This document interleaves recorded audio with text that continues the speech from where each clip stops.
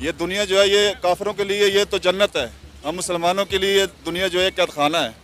हम मुसलमान अगर दिन पे चलेंगे, ये कुफार है, कुफार हमारे गुलाम होंगे, हमारे नीचे ज़िंदगी गुजारेंगे। इस्लाम अभी मुसलमान सब ने कलमा पढ़ा है, कोई नमाज नहीं पढ़ रहा है। 100 में 5%, अगर 100% में से 50% भी नमाजी हो जाए तो ये जंग की ज़रूरत ही नहीं होगी, ये हमारे ग़ुलामी की ज़िंदगी गुजारेंगे ये गैर मुस्लिम है।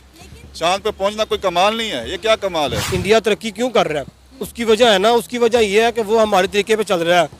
वो किसान को फ्री बिजली दे रहा है, वो जो है जगह जगह पे उन्होंने टैंक लगाए हुए हैं, वो उनकी सड़कें साफ़ हैं। उनकी जब करप्शन होती है तो वो उनको फांसी दी जाती है। यहाँ पर क्या होता है, यहाँ पे गरीब को फांसी दी जाती है, जो अमीर है उसको जो है छोड़ दिया जाता है। पाकिस्तान का डिफ़ॉल्ट होने का सबसे बड़ी वजह यह है कि टेक्नोलॉजी में हम बहुत ज़्यादा पीछे हैं। अभी आप अगर देख लें तो इंडिया जो टेक्नोलॉजी में उसने बहुत ज़्यादा वर्क किया और टेक्नोलॉजी में वो बहुत ज़्यादा आगे चला गया। तो दूसरी बात अगर मैं कहूँगा तो हमारे कुछ तलीमी इदारों में प्रैक्टिकली काम नहीं होते और वही रवायती तलीम जारी है। तो मैं ये कहता हूँ कि वो रिफॉर्म्स की जाए अगर तलीमी शोबे में, तो हम टेक्निकली और प्रैक्टिकली हम आगे आ सकते हैं। आपको नहीं लगता कि दीन के साथ साथ दुनियावी तालीम भी बहुत ज़्यादा ज़रूरी है? बहुत ज़रूरी है, वो भी ज़रूरी है, मैं कहता हूँ, लेकिन दुनियावी तालीम से दीनी तालीम पहले ज़रूरी है। ये वो पढ़े लिखे जाहिल होंगे ना, एक बंदा अगर दीनी तालीम नहीं करेगा, MA BA तो कर लेगा, लेकिन उसको दीन की समझ नहीं आएगी। जो मुल्क में जारी पहले दहशतगर्दी काफ़ी ज़्यादा रही, आपने देखा था, तो दहशतगर्दी ख़त्म होगी तो तभी इन्वेस्टर आएंगे। और सर, इन्वेस्टर को ट्रस्ट ही नहीं है ना पाकिस्तान के ऊपर। जी, दूसरी बात तो यही है कि हमारे जो सियासतदान हैं उनकी भी वजह यही है कि अगर देखें कि हमारी सियासत का कोई एक मुस्तकिल प्लान नहीं होता और कोई मुस्तकिल पता भी नहीं होता कि आया सियासी पोस्ट पे किसने बैठना होता है। आप देखिए कोई भी 4 साल अपनी हुकूमत पूरी नहीं करता, तो इस वजह से भी इन्वेस्टर वर्ल्ड बैंक का कहना है कि पाकिस्तान का इकोनॉमिक मॉडल काम नहीं कर रहा। पाकिस्तान में दिन ब दिन गुर्बत की शरह बढ़ती चली जा रही है और पाकिस्तान अपने साथी ममालिक से बहुत ज़्यादा पीछे रह गया है और वो वक्त दूर नहीं जब पाकिस्तान जल्द ही डिफ़ॉल्ट हो जाएगा। उसके बरक्स अगर हम बात करें हमारे हमसाये मुल्क भारत की, तो इंडिया सुपर पावर बन गया है ग्लोबल स्टॉक मार्केट में। साथियों, जय हिंद। बात हो रही है इस समय ये कि इंडिया ने ग्लोबल मार्केट में अपना स्थान किस तरह से सुनिश्चित किया है, और हमारी तुलना जो कर रहा है ये हो रहा है पाकिस्तान के साथ। और वर्ल्ड बैंक ने ये जारी किया कि पाकिस्तान जो है वर्ल्ड मार्केट में अपना स्थान जो है निर्धारित करने में असक्षम है और भारत दूसरे से काफ़ी आगे निकल रहा है अब पाकिस्तान की तुलना में।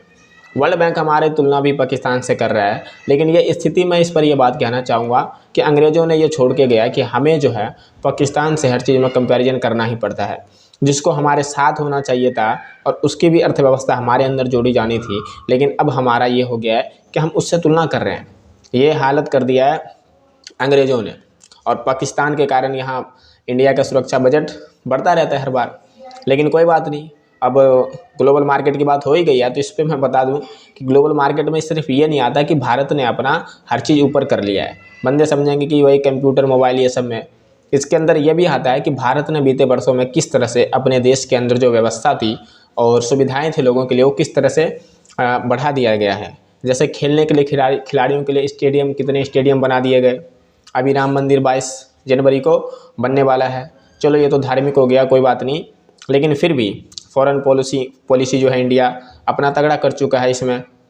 और भी कई चीज़ें है, जैसे सुरक्षा के लिए तो इंडियन आर्मी इस समय इसके अंदर कई नई हथियारें दिए जा रहे हैं। भले इसमें आर्मी की जो है उसमें दंगे फसाद हो गए थे एक बार कि सिलेक्शन के लिए लेकर ये अग्निपथ योजना आ गया था, तो भाई ये तो लोगों ने सही नहीं माना, लेकिन जो हथियार थी इसमें काफ़ी इम्प्रूवमेंट किया गया है और नए नए हथियार इंडिया के जो सैनिक हैं उनको सौंपे जा रहे हैं। ड्रोन सौंपे जा रहे हैं, थल सेना, वायुसेना और जल सेना को मिलाकर जो है इसमें CDS रैंक की पद लाया गया, जिससे कि तीनों क्या हो सके, तीनों कंबाइन हो सके और एक साथ में निर्णय ले सके। तो इस तरह से देखा जाए तो काम तो हुआ है भाई इंडिया में जो ऊपर लेवल की। लेकिन अभी भी यही है कि भाई 140 करोड़ जनसंख्या है, कहीं ना कहीं दिक्कतें तो होगी ही। इसलिए हम इसके विरोध की बातें करें तो वो भी ख़त्म कभी नहीं होगी, लेकिन हम यहाँ पर अच्छी बातें भी बतानी ही पड़ेगी। और बाकी आपका इस पर क्या सोच है कि ग्लोबल मार्केट में इस समय इंडिया का क्या स्थान है? क्योंकि इंडिया ने मेक इन इंडिया के मेक इन इंडिया की शुरुआत कर दी। और इसमें इंडिया क्या कर रहा है, दूसरे से अपनी निर्भरता ख़त्म कर रहा है और हर चीज़ में अपने ऊपर निर्भर हो रहा है। अभी इंडिया एक रॉकेट लॉन्च करना था, कोई जो सूरज का चक्कर लगाने के लिए या किसी ग्रह पर भेजने के लिए, तो उसमें बाकी कंट्री ने इंडिया की मदद नहीं की। तो इसरो के वैज्ञानिकों ने ये निर्धारित किया है कि अब वो खुद ही अपना बनाएंगे, यानी कि ये भी एक कदम आगे की बात है साथियों।